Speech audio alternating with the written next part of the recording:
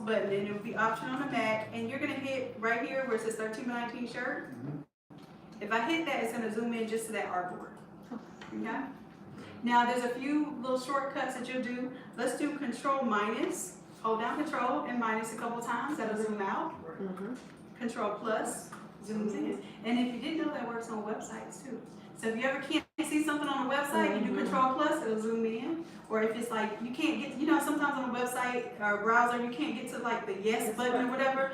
Zoom out a couple times and you'll see the little button there. And it's because they have an Automizer website for all viewing screens and that sort of thing. Just zoom out. So Control minus zooms out, Control plus zooms in.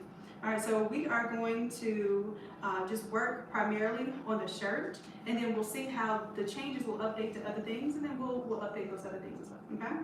So the very first thing I want to do, if I like to change out my subject image or my logo first, because it's going to give me the colors, it's going to give me the inspiration, right? So instead of looking for those layers, I'm going to right-click on the logo, and if you name your files, which sometimes I forget to name some of the layers, you'll see that there is the word logo there.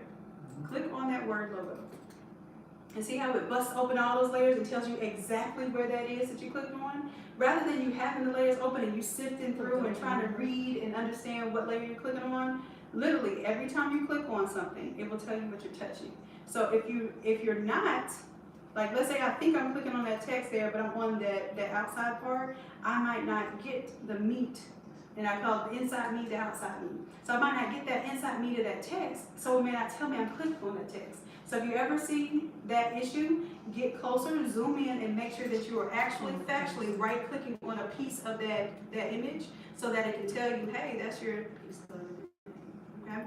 So right now, like I said, we're going here to the logo. If you notice it's highlighted over here, you may need to pull your window out a little bit so that you can see the words a little bit better. Okay, and when everybody's here, let me know you're here, and we'll move on. We're here? All right. So this is a smart object, and the way that you can tell is there's a little symbol in the bottom right-hand corner. Now you don't have to click directly on that little symbol, but I tell people to click on the little symbol because it makes you look for the little symbol. But actually, you can double-click anywhere on that big old thumbnail. That is big now because I showed y'all how to make it big. All right, so let's double-click on the thumbnail. All right.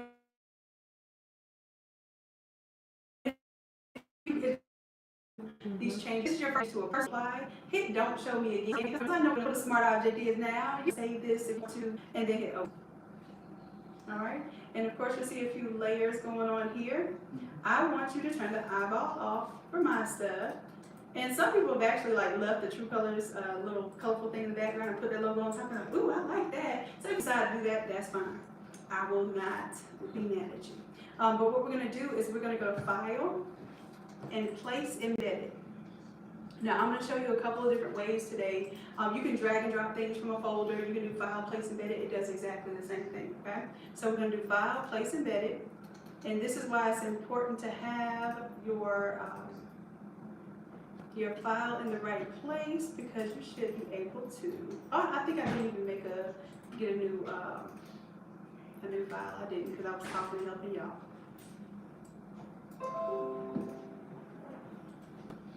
So let's just say, whatever your image was, just go ahead and place it because I don't have it. Okay. Actually, you know what I can do? I can do Emma's Medina. She would like that. She would like that. Matter of fact, she could do these classes. She's a little more efficient. She doesn't have to do all the extra explaining until it gets to the point. All right, so place. Do you see that? Now, if you need to make it bigger, then I like to pull on the middle ones now. I used to always pull because before in Photoshop you had to pull on those corners, but now you can pull on the center one and it will keep your image centered as you make it bigger or smaller. You know, when you pull on the corner, you have to pull on the corner then shift it, then pull on the corner then shift it. If you pull on the one at the top of the bottom node, then you are changing it with respect to it staying centered. Okay. So I'm making sure I pretty much fill this square up. Hit enter to lock in your transformation. Okay. And then I'm going to turn off the true color. So like I said, some of you may have logos that look cute in front of that, and if you want to keep that, that's fine. All right, so this is my icon. This is my logo. It's ready to go. Now, when you have, oh, look at you, you already saved it. So we're going to click out of this. Now, you know what? Let me show you the safe way to do it before I show you the quick and dangerous. Okay, so anytime we want to save something, or anytime we have any kind of emotion in Photoshop, I say save. Oh, my logo's in there. You're happy, right? Save it. If you're frustrated, save it. Like or if you think you did something wrong, save it. You think you did something extremely right, save it. Any emotion you experience in Photoshop, save it. So let's go to File, and we'll go to just save, just regular old save. Okay, and you'll notice that when we do that, when we hit save, we'll be able to exit out of this. So there's a little tiny X here. Don't hit this big old X over here in this corner. That's the Photoshop, like, shut it down, okay? I'm talking about this little one that's just for this tab right here, okay? So I'm gonna hit that, and because I already saved it, it didn't ask me to save it. If I had not saved it, then it would have asked me to save, and I would have hit yes. So the dangerous way is to exit out, let it ask you to save, and say yes. But if you get wrapped up in something, and instead of yes, like you're answering somebody's question, and